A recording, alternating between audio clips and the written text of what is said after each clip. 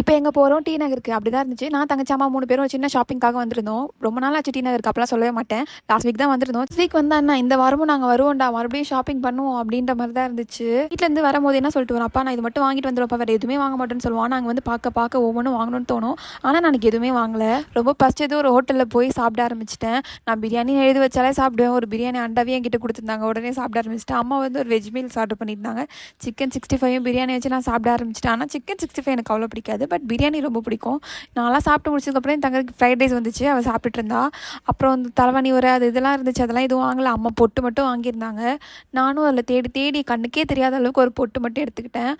அந்த கண்ணுக்கே தெரியாத பொட்டு வச்சுட்டு நான் நிறைய பேர்கிட்ட திட்டு கூட வாங்கியிருக்கேன். நீங்களும் இந்த மாதிரி பண்ணியிருக்கீங்களான்னு எனக்கு கமெண்ட்டில் சொல்லுங்கள். அப்புறம் பூ இருந்துச்சு, குண்டுமல்லி இருந்துச்சு. அம்மா கொஞ்சம் குண்டுமல்லி வாங்கியிருந்தாங்க. ஓகே, நல்லா வயிறு ஃபுல்லாக சாப்பிட்டாச்சு. இவ்வளோ தூரம் நடந்து வந்துட்டோம். ஒரு ஜூஸ் குடிக்கலான்னு சொல்லிட்டு ஆளுக்கு ஒரு ஜூஸ் குடித்தோம். வீட்டில் 2 பேர் இருக்காங்களே, அவங்களுக்கு ஏதாச்சும் வாங்கிட்டு போகலான்னு சொல்லிட்டு, சரி ஓகே நவாப்பழமும், அப்புறம் அப்பாவுக்கு வந்து தேங்காய் பூனா ரொம்ப பிடிக்கும். சரி அதையாவது வாங்கிட்டு போய் கொடுக்கலான்னு சொல்லிட்டு அதை வாங்கிட்டு அங்கேருந்து கிளம்பிட்டோம். பாய்.